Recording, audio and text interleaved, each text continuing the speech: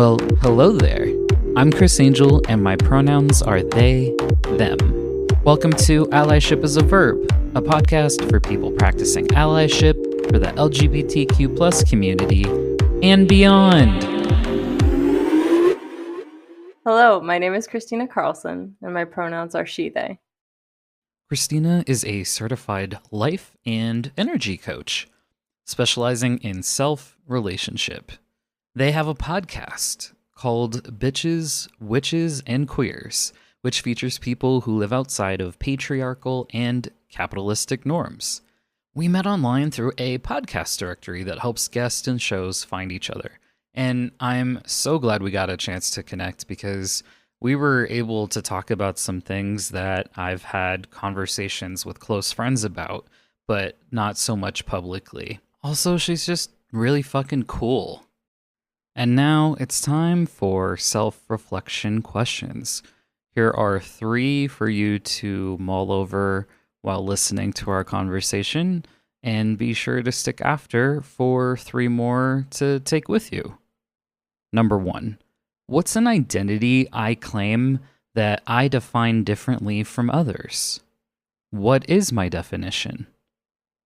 Number 2. What kind of intelligence do I believe I have? And don't you dare say none. I say that lovingly. Number 3. Do I carry any religious trauma? And now, our conversation. You are queer, neurodiverse, and ex-religious. What do those intersections mean to you? I love this question because every word and every definition means something different to everyone. To me, queerness is a space of difference and a space of being undefined. And I really identify as queer more specifically than bisexual or whatever other thing might actually technically define me, because queer feels like the openness of possibility. And most of my life, I've felt like who I am can't quite be defined, not because you can't know me, but because I feel like an ever-evolving being, that there's always more to uncover. Neurodiverse is a semi-new discovery for me. I got an official diagnosis in January of this year. But I've thought for a while, just because I've had a lot of friends who have been getting a diagnosis or realizing that. I realized after getting a diagnosis, looking back at my entire childhood, how much more sense I make. Compared to my brother and sister, my parents thought I was just not that smart because my intelligence is that of intrapersonal, because that's what interested me. And I really had no interest in math. And, it's whatever my brain decided was interesting was what was interesting. So my intelligence looked different. And because of that, I thought naturally that I was just not a very smart person. And that really influenced a lot of how I saw myself and my confidence in doing things in life. I didn't pursue academics or things that I would have found important or valuable to me because I thought that I wouldn't succeed at them. And looking back at my life, I have a lot more compassion for myself now, knowing that I'm neurodiverse. I'm like, oh, I make a lot more sense. Yeah. Ex-religious to me is an identifier that I feel like is phasing out, but is still a rather important part of my experience, because it helps define me in a niche group of people that were raised in with a very specific kind of shame. There was a lot of explicit statements that within Western culture as a whole are more subversive, whereas like for us, it was just like really on the nose, like your body is bad and sinful and like you can go to hell, and like this very overt like shame forced on us in a very unique way that had a lot of like doomsday ideology and a lot of fear-based, everything was fear-based, and it had a very us versus them mentality. Even though if you grew up in patriarchal culture of any kind, you're going to have a similar worldview as far as like shame and as far as capitalism, like those things are kind of intertwined, or a lot of intertwined. the experience that I have as someone who's ex-religious is gonna have a niche form of trauma, religious trauma. Yeah, that's fair. Yeah. You recently wrote a post on Instagram saying, and this is a direct quote, "You are not a thing to be fixed.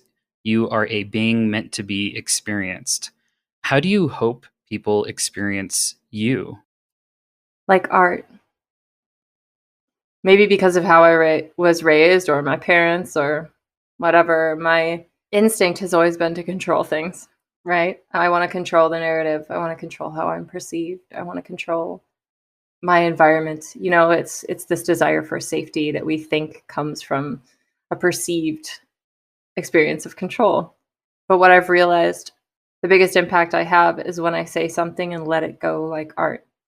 I don't expect myself to be experienced in one way anymore, but rather I am a being that people will experience with their own beauty and bullshit. They're just they're just going to project and see and get whatever they want or need from being near me. And that will reflect mostly who they are, what they see in me. But I hope to be an experience that people feel mostly more seen and more permission to be human. The human in me is saying beauty and bullshit would make a really good podcast title. Oh my God, I'm writing that down. I think that's one of the scary things, because I know you're a podcaster too, is just sometimes you'll hear something and I feel like formerly I would have said, "Oh, that's a great band name." And now I'm like, "No, that's a great name for a podcast." Oh my Those are God, the easier to two are start. the same. Yeah. It's the same thing. Mhm. We never grew up. No.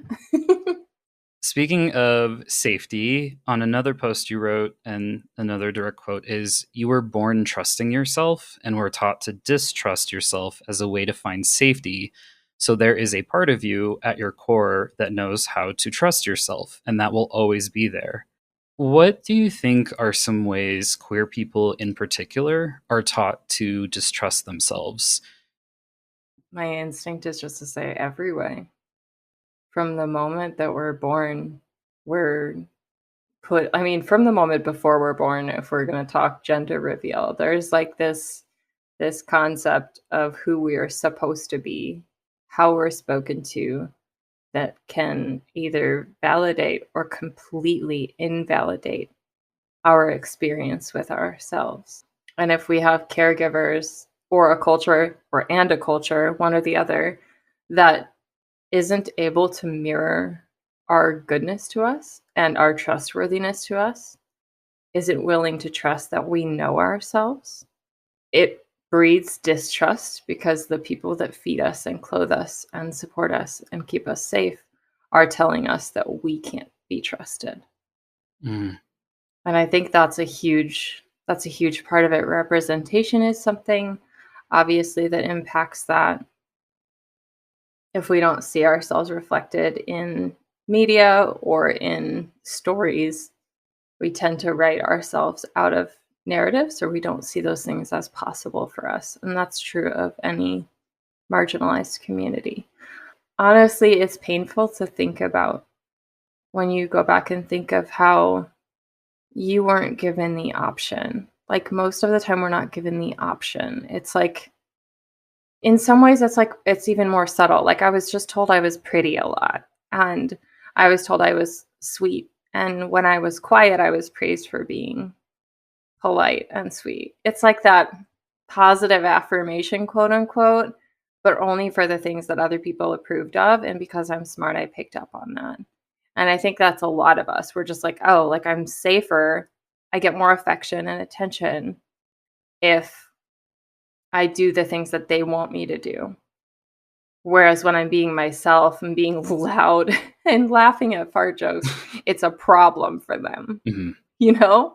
And it's like, it can be so simple. And then there's the conversations of like, you're going to grow up and marry a nice man, quote unquote. Like, there's just one path that's shown you. I don't think people realize how damaging that can be when it's just told to you instead of you being asked. Like kids are so often not asked questions. I'm always asking my daughter, "Do you feel like a boy or a girl or non-binary or both or either?" She's always said, "I'm a girl." And I'm like, "Okay." But like the choice, other people choosing for you who you are is extremely damaging. And I think that disconnects us from trusting ourselves. I think of kids, one narrative I've seen and experienced myself is that, yeah, kids are to be seen and not heard. And then another thread of that is that you don't know anything because you're young. You'll find out when you're older. And it's like we overlook the wisdom of children so often, especially parents and caregivers. They'll assume, like, oh, they don't know what's going on in the household. And, I'm staying here to keep the marriage together for the kids. But, like, the kids hear and see things absolutely, and then they can internalize it too if they don't have anyone to connect with about that. Yeah. And then I just see that snowballing into life, like just later on. Yeah. We tend to base our relationships in life out of our examples of the early relationships that we have. So those are the patterns that we learned of how to operate. So if we have parents who like hate each other and stay together, we're more likely to stay in a dissatisfying relationship just because it's so subconscious. It's just like this is what people do, right? Like this is what real love is or whatever it is. Like we have these stories because that's what we were shown in our earliest stages of life. Yeah, it's something that was normalized for us. So then we see that as something that's comforting because we already know how that goes. Also, like if you're the parent in that scenario and I know of a friend whose dad is bi, but he doesn't validate his sexuality. It's closeted and he condemns it. The impact of that then is that he's more oppressive of people who validate their own sexuality because he's oppressing his. And so he's more overt in being oppressive. When you lose something for the sake of something else, it's like every time you do that, every time you sacrifice yourself, quote unquote, for a cause that feels in dissonance with who you are, you're building a wall that gets harder and harder to break down. How do we recognize what that messaging looks like as far as when we're taught to just trust ourselves, in particular when it's like sneaky or more subtle? There's a concept called the persona from Prof G's work, You Are a Dream. It's called the dreaming method, I believe. But he talks about the ego described as a persona. And it's slightly different than the ego, but it's a very similar concept. It pops up anytime we set a goal that we haven't done before.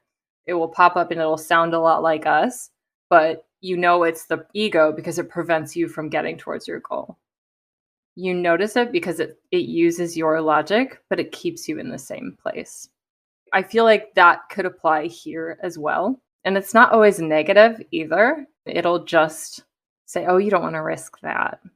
You already have a good thing going. You feel safe here.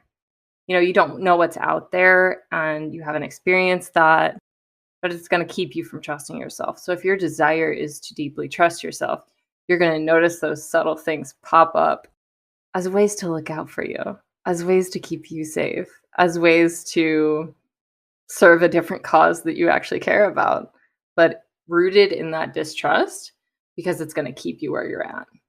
When you're working with your clients, especially on the trust piece, is part of that asking them where they feel that signal in their body of, oh, maybe I shouldn't trust this person? Because, like, I know for me, I tend to feel that in my stomach.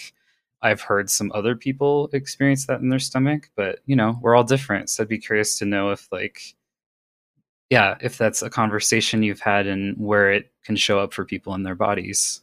Yeah, it is different for everyone. And I'd say two different things. Depending on where you're at with trusting yourself, I think bringing your attention back to your bodily sensations in general is important. So, recognizing when you need to go pee, practicing noticing earlier and earlier, as soon as you notice it, doing something about it, recognizing your thirst, drinking water, doing those very simple things and noticing how you feel when you do them is a way of establishing that your body can trust you. I thought it was really interesting that Christina brought up these specific cues because for folks who are ADHDers, those can be some cues that we ignore, not necessarily intentionally though. Like maybe we're hyper focusing through a project, we're in a really good flow and we don't want to stop. We experience something then called time blindness, and we can forget to use the restroom, to eat, to even drink water when it's right in front of us. And this is a real thing. Literally, my friends and I will send each other memes at different times to remind each other to stay hydrated. So in doing that, you're creating this relationship of safety. Like, this has needs, my body has needs, and when I get the signals, I can do something. And so your body's like, oh, we're kind of safe here. And so it starts to signal you a little bit more because it knows that something is going to be done about that. If that's already established, it can be helpful to notice where in your life you feel a real fuck yes. So is there a space in your life where you're just like, I love this? Like, you love doing drag, you love dancing, you love roller skating. Like, how do you feel when you do that? Like, what is that sensation like? Go ahead and try it again and notice those sensations. Like, while you're doing it and afterwards, what is the feeling? Do it many times, anchor into that feeling. Because anchoring into the feeling of the good there, that joy of that experience, it gets easier and easier to recognize anything that's not like that. That's like your fuck yes. And from there, there's this layer of like, these things are good and okay. And then you get to this point and you're like, I hate this. The bad gets less and less tolerable because what you're doing is you're integrating the positive into your body. It's like there is a form of safety. And as you notice those things, you just start to notice all of it. Sounds like a really great exercise. It's fun. Except for when it's not, but yes. Except for when it's not. Scrolling through queer and trans Instagram accounts, I see a number of folks struggling to have a positive relationship with their bodies for a multitude of reasons. What do you think is special about working with clients at those intersections? Are there things you see that are similar, like larger themes that come out of it? Well, one thing you'll notice that's a privilege for people who are quote unquote supported fully by society, like white, straight, het people, is that even when they have body issues, they have reflections outside of themselves that can support them growing into a form of safety and support in their body. For a lot of trans folks and queer folks, there's not as many examples of what that can look like. So you don't have support externally as often, reflecting to you that you're good and your body is safe and okay. So you're dealing with a lot more levels of oppression, and therefore you have to work harder to create a space of internal safety and build a network of support around you to remind you that what is reflected to you is not accurate. It's really shitty to be in a space where your identity is not validated because you feel that. You feel that in your bones. And just because it's being expressed and reflected to you doesn't mean it's true. It takes, I feel like, a significant amount of work to be able to be with that and then come back to yourself and call in people that you need to in front of you to remind you of who you are and that your identity is valid. Like, have those people that you can call and say, like, just been invalidated again. I need you to reflect my goodness to me right now because this is fucking hard. Because it is, like, it's not, there's just extra layers when you don't get to see yourself reflected around you and supported. Just so natural. It's something that some people just have so fluid as breathing. They don't realize how devastating it is when it's not there. I think there is extra support and extra work needed and attention to creating a network and a plan even for when this stuff happens, so that you know how to come back to yourself and find that support in community and within your own body. That's definitely something that resonates with me because understanding my queer and non-binary identities, I've gotten used to in some cases, like just constantly not being seen because most people think I look like a guy and a white guy at that, maybe gay. And that, can be good or bad depending who's picking up on that or thinking they're picking up on that. But then because of the pandemic, it offered me this really unique opportunity to grow a lot outside of the eyes of people watching me. So just like spending a lot of time at home and being self-reflective. But I've noticed as I'm trying more and more to integrate into society again, especially as someone who's also immunocompromised. So there's that piece as well. I find that I almost kind of just hate leaving my home now. I feel like there's just too much like prep work I have to do to prepare myself for all of these ways I'm going to be invalidated. And it's become a huge problem. And I've noticed if I have an anchor buddy, that helps a lot because I can't even go on a walk and enjoy myself and be present because I'm thinking about too many things and I'm too worried about how people are perceiving me and if I'm a threat to people or if there's a threat near me or what. And it just gets to be like too much. Yeah, I really need an anchor buddy. I let the anchor buddy know, especially if it's like a big event or something like that, to be like, hey, can you show up for me in this way? That helps a lot, but that's not always an option. I think people underestimate the capacity it takes to exist differently in a society that is terrified of difference. What you're describing, like bringing someone along with you, is fucking brilliant. Because that energy of another person who validates you can literally be the world. It's like having a parent when you're a little kid and you're going somewhere and you're like, well, they'll keep me safe, or they believe me. That's huge and can be everything. And I understand, like, can't always have someone who's with you, but it does make a significant difference. Some folks could be listening to us right now and be like, well, that's codependent. No. Is it codependence or is it healing through community? Because I'm having a positive experience with this person and they're showing up for me in this way. And especially, again, if it's like a big event or something, I'm like, hey, I need you to be my anchor buddy because I want them to consent to that. But right. I don't need a lot from them other than just to physically be there. And that's so grounding for me because, then I'm not having to compartmentalize who I am as much.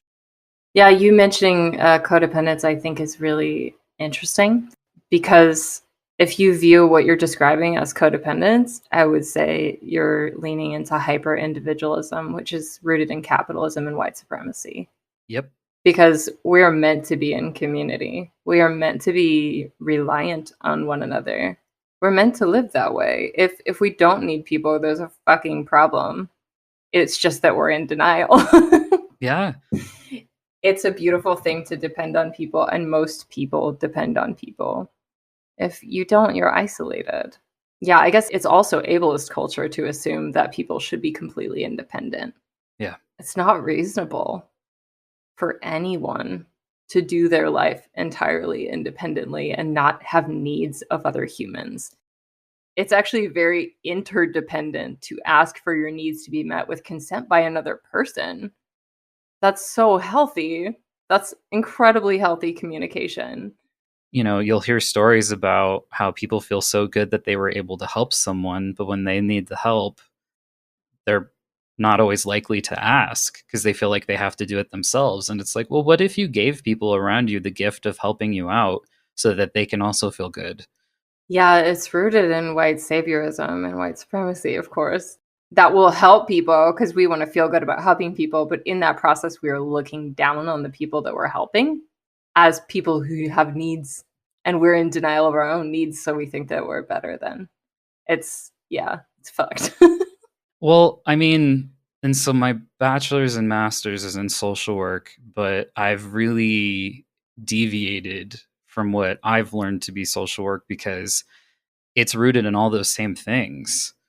It took me a while to come to that conclusion.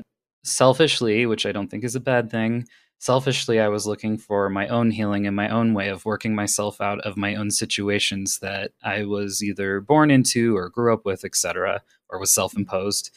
So I wanted concrete tools for how to work my way out of that. And I'm more macro, so bigger picture, community based and focused. But Yeah. what I found was almost any nonprofit I would work at, it just felt like I was perpetuating the same harm to clients without realizing it, because it's like, well, we'll help you, but you have to meet certain criteria and you have to do it this way, especially when you look into things like people experiencing homelessness.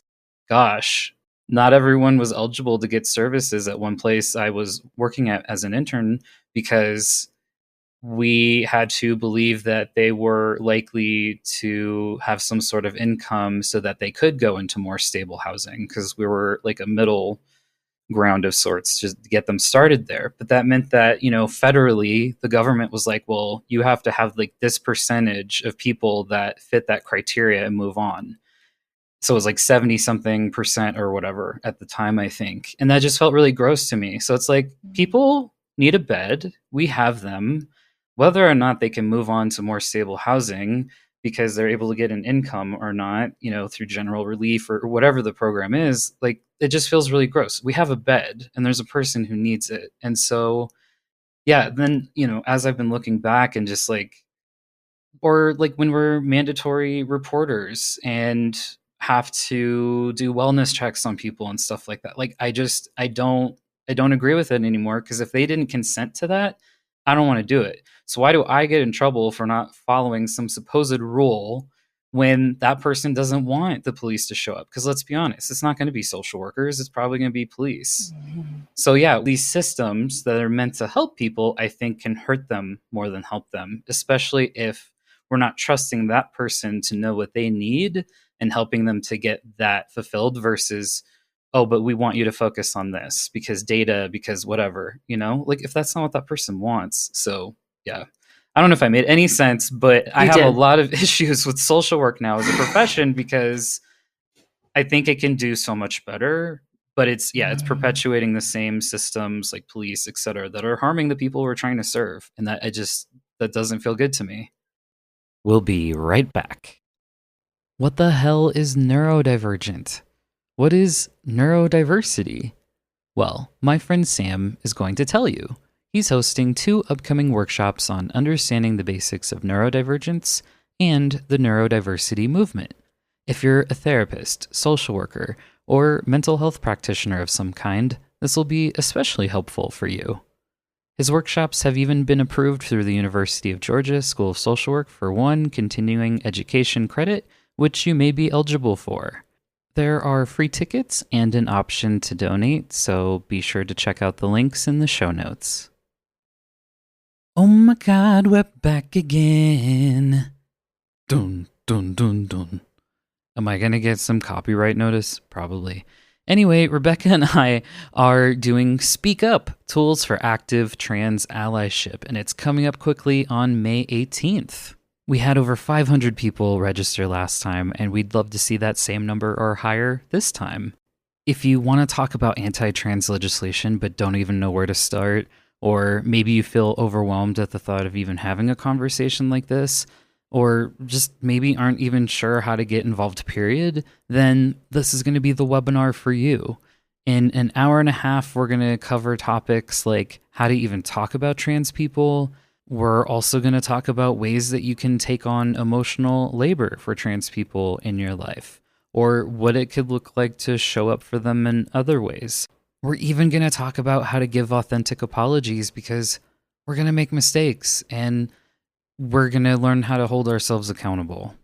A recording will be available for up to 30 days after the event, and attendees will receive a PDF file including a fact sheet and more resources.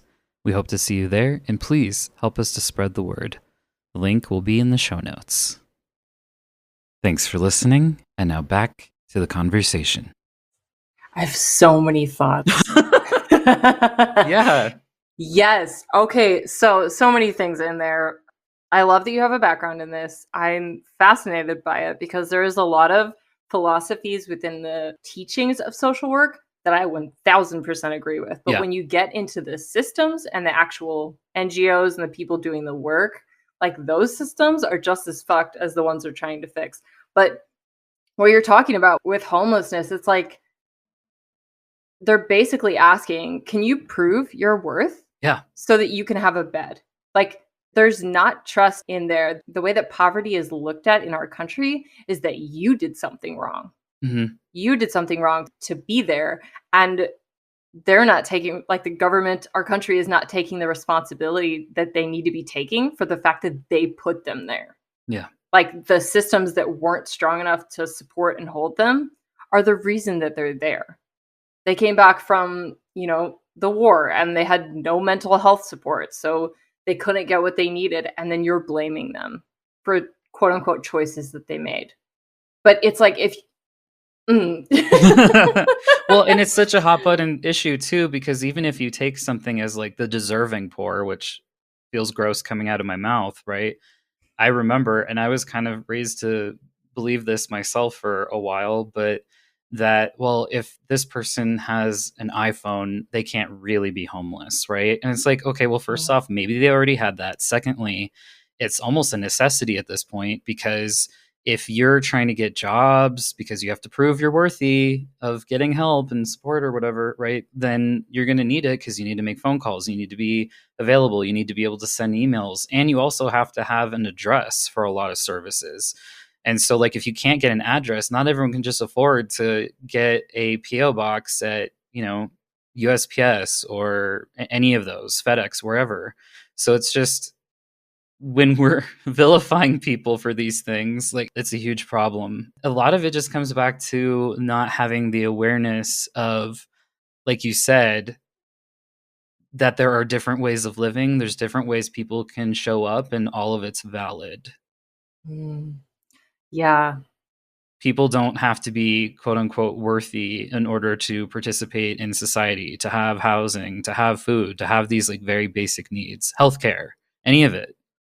Yeah, our culture, going back to what I was saying earlier, our culture vilifies difference. Mhm. And that includes any kind of difference. So if you have health needs, if you have sexuality difference, gender difference, if you have neuro difference, like anything that is different, it's vilified. People are just terrified.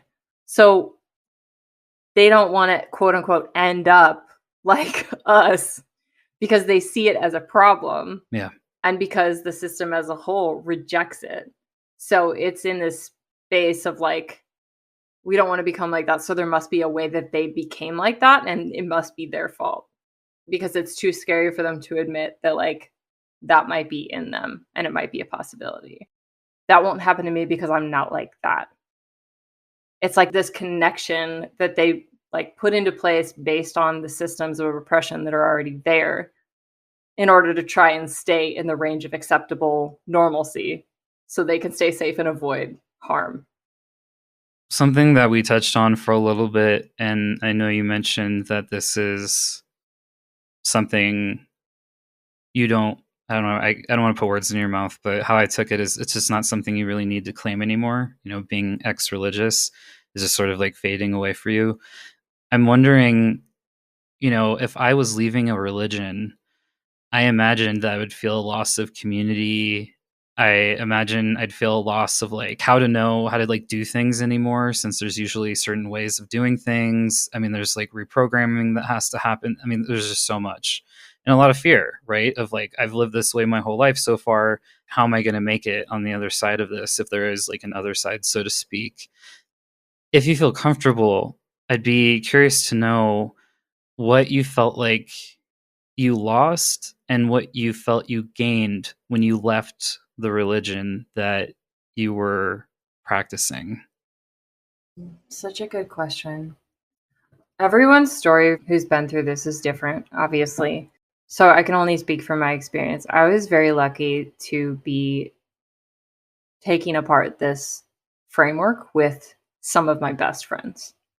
So I did not leave community entirely. My community left with me, which is extremely rare. That being said, I did have to relearn everything.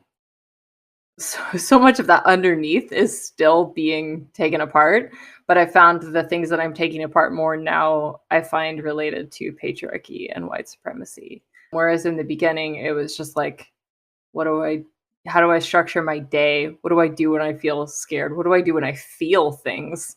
What what does it mean now to be in relationship without a third party that was supposedly always there? What is sexuality? What is a healthy relationship? All of that is something you just kind of take one day at a time. And for me, I've had many different seasons, and then I'll take a break and just binge watch Breaking Bad or something. But like, I'll go through seasons where it's like a couple months, and every night I'll just go sit in the hammock outside and just like journal and just write and reveal things to myself about myself for like whatever's coming through for me, because it'll just be this intense time of like processing one of those things that I hadn't yet had the time to think about or to realize that I had choice or agency over. And it can be really beautiful because for me, I felt like a lot of possibility in it. Since there was a part of me that really never fit, I found a lot of freedom in being like, oh, that doesn't hold me back anymore. Like, the first thing was like, I can wear what I want. Mm-hmm. And it was just this like, oh, I can feel things. Like I can like who I want. I can wear what I want. I can dance. Dancing was huge for me. And it was like, oh, it's my body. Like masturbation is okay. Like sex is okay. Like all of these things that were just like I was told I needed to be a certain way.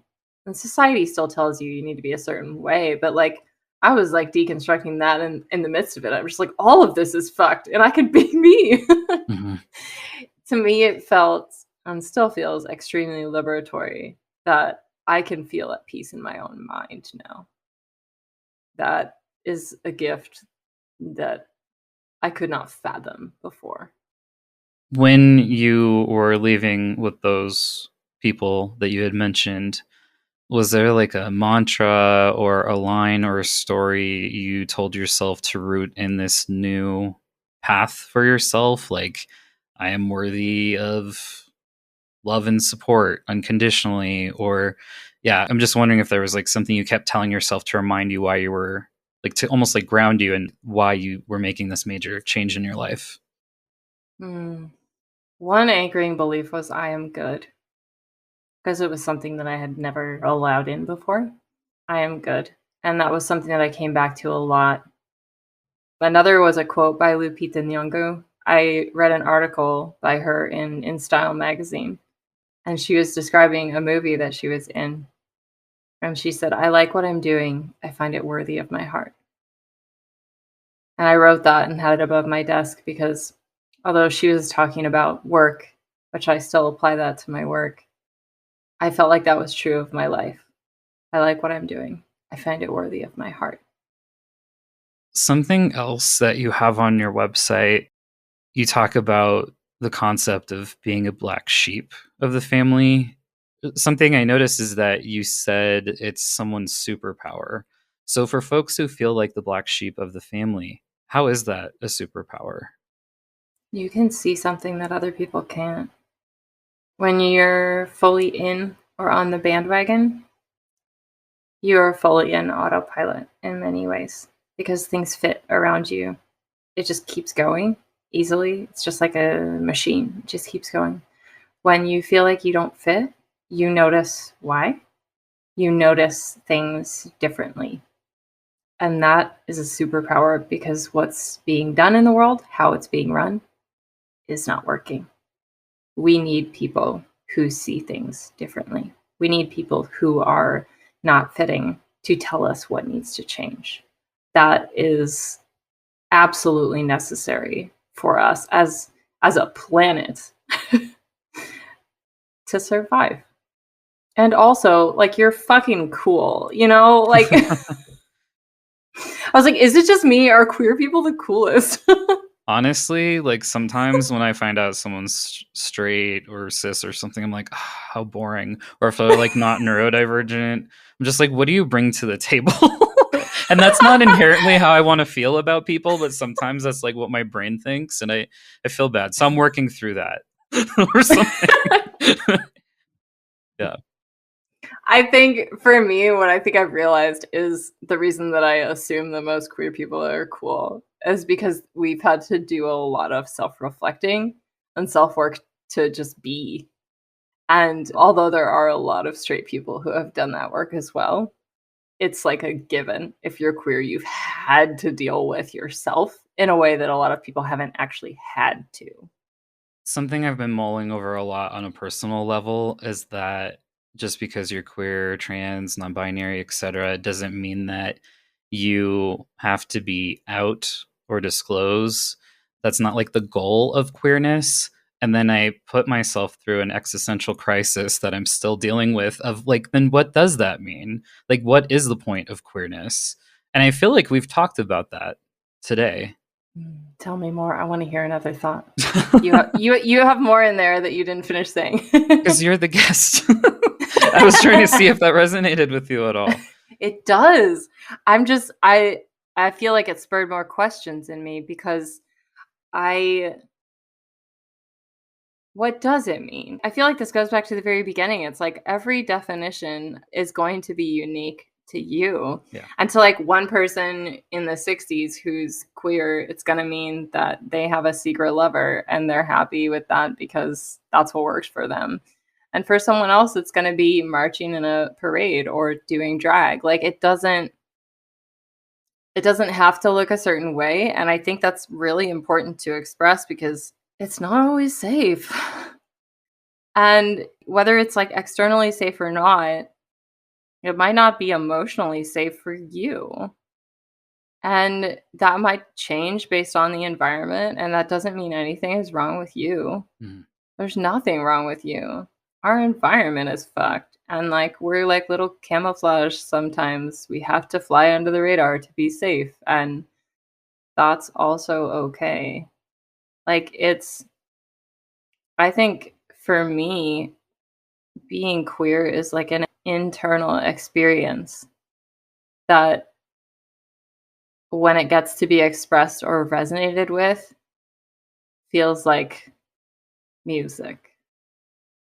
And when it's by myself, it feels like I'm a part of and connected to all things. I dig that. I just like wish I had a better way to articulate what I think it means. Like, what is the point of being queer? And not in a way of like through a capitalist lens, but yeah, if the point isn't sharing who we are, because again, we don't owe that to anyone, etc. Because I feel like there's a lot of emphasis that gets placed on like that piece of queerness. But yeah, then what does it mean? Does it mean just like the point of it is just like that we're liberating ourselves and each other, or What's the point of being straight? I don't even want to think about that. I feel bad. I'm sorry, straight people. There's no offense. I just like I don't even want to think that way because I think I'm in a place now and I'm recognizing in this moment I'm just so fucking proud of being queer and whatever that means for me that like I don't even want to think about in that way a different experience because I've already done that self-reflection and I don't need to revisit it right now. Yeah, I ask because I don't think there needs to be a point. But my brain has decided this is something I need to solve for. So when I finally get over myself Let me and my know. brain releases it with love, yeah, I guess I wanted to have something that feels like a counter argument, but that in a way is like really concise and just like to the point of that, like, there is no point, I guess, but in a jazzier way. I just want a jazzier way of saying that. There's no point. Exactly. Musical theater comes out. Musical. Personally, like I think everything has meaning and nothing has meaning. Like everything is meaningful and meaningless simultaneously. And that's like the paradox of existence. Like I think it's important for, queer activists right now because we don't have equal rights. That's why Black Lives Matter is a big fucking deal. Mm-hmm. And that's why All Lives Matter is bullshit. Because there needs to be a reflection, and that isn't there yet. When there is, if that happens, maybe how we define and feel queer will look different.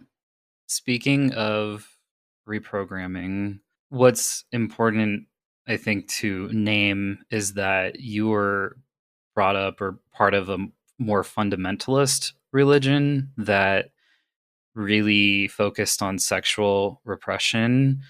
I'm curious how you think we fight that period, and like what do you think would be a good milestone to see that shows we're making progress toward not, I don't know, yeah, just not being sexually repressed.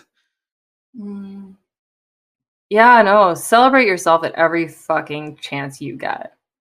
Like, every time you notice anything you do or feel that you couldn't do or feel before, like, fucking celebrate the shit out of it. Bake yourself a damn cake. Like, it's not easy to move away from shame. It takes a lot of attention and intention to move away from a shame cycle that you were taught from infancy. Like, your hand was slapped away from your genitals from your earliest memories, right? Like, it starts so early. So anytime that you can do something that are like that, you notice that you had sex and you weren't immediately panicked afterwards. Maybe it took 5 minutes for panic to set in. Celebrate the fucking 5 minutes. Like, you had a moment where you were in it, right? Like, that's a victory. If you weren't able to orgasm with someone and now you can, there's a time that happens, celebrate it. Like, any chance you get to mark those things as significant and really revel in the significance of what that means for you, validate that for yourself. I feel like you're going to create a lot more peace within your own experience, and you'll see more growth in that because you're celebrating it as you go. I don't think there's one specific marker of like, I'm doing it. Mhm. I feel like it looks different for everyone depending on what your experience of that repression is like. Because if you were socialized as a man, you were allowed to have a sexuality, but it had a very specific look to it. So it was talked about differently in that community. If you were socialized as a girl, you've got like this, you weren't allowed to have a sexuality. It was supposed to be like for straight men, right? Like, it was just this different framework that was pushed. So there's going to be different shame that you're working through. Um, and for me, a lot of that liberation came from actually just being sexual and allowing myself to feel sensual and sexual, like allowing that to just be an actual part of my experience has been something that I celebrate myself for and say, I'm doing it. When thinking about purity culture, I guess I just wanted to check in and see, is there anything in particular you want to share out as a message about that? Mm. If you were raised in it, I'm really sorry. You deserve so much better than the rigid boxes that were defined for you. And your body is designed for pleasure because you deserve it. And yeah, it's a lot. Follow Erica Sex Ed Smith on Instagram. She's an incredible sex educator, specifically for those who've been in purity culture. She has group programs, all kinds of shit. She's fabulous and a great resource for this. Is there anything else you would want to say to folks who are queer and or neurodivergent? You're really fucking cool. I just want you to know that your experience of life is completely valid. And even though you are incredibly unique, look around and find the similarities between you and the other queer, neurodiverse people. Because the more you can see yourself reflected in those around you, the easier it becomes to validate your own identity and the safer you'll feel in your own experience. What's one allyship tip you'd like everyone listening to consider? Do work on your own shame. I really think that change can only take place when we are able to move through our own experience of shame and be present with harm that we've caused without spiraling in shame, because then we can do something different about it. And not having capacity is a fucking real experience, especially if you were raised with a model of shame. When you did something wrong, you were shamed. it can feel really nervous system overwhelming. You can stop hearing, you can stop thinking when you find out you've done something wrong or harmful. And being able to calm and regulate your nervous system if and when you make a mistake can be incredibly powerful and supportive for both you and the person that you've potentially harmed. And that can actually create a relationship that's stronger. Christina, thank you for sharing so much of yourself with us and for your incredible insight. I found myself really aligning with a lot of what you had to say and resonated with a great deal too. It felt like we really got to be in community with each other, which was special to me. On a more personal note, interviewing someone named Christina was kind of weird for me because that's my birth name. And admittedly, I just don't see it often. I don't really have friends in my life who go by that name anymore. And then when I also realized that this episode was dropping on May 9th, I thought that was fascinating because it's my foster care anniversary. Foster care launched me into an entirely different life path that I couldn't possibly have prepared for, including working through tough things like sexual assault and my sexuality.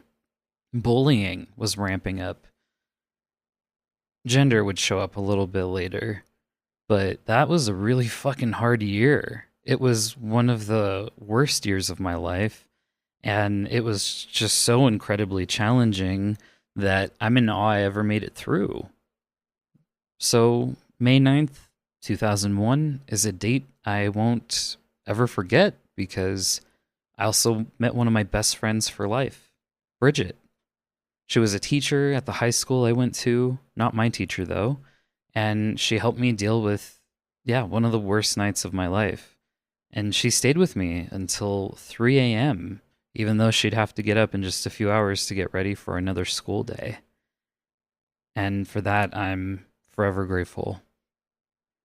I don't know why I'm sharing all of this or why I feel moved to, other than I guess that what I want to say is if you're in a position in your life where you've been thinking about fostering youth, please do it.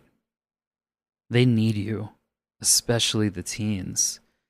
I mean, I had to sleep on a super thin mattress, if you could even call it that, in the middle of a hallway with only one wall to keep me safe because the emergency center I was first taken to was just overflowing with youth.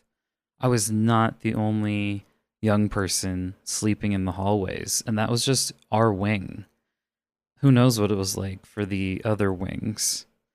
But we also know that LGBTQ plus youth are disproportionately represented in the foster care system. And so many of the youth while I was there were just interviewing over and over again to try to get placed in a foster home or a group home with no luck. They just needed someone to take a chance on them. There's just such a stigma with teens that people just don't want them. They want the babies or the itty bitty ones. Well, we've reached our final 3 self-reflection questions. Number 4. In what ways do I not trust myself? Why? Number 5. What in my life makes me say, fuck yes? Number 6. Who is someone that can remind me of who I am when I need an anchor? Visit allyship.com for any resources and a full transcript of the episode. And remember, sometimes allyship means doing work on your own shame.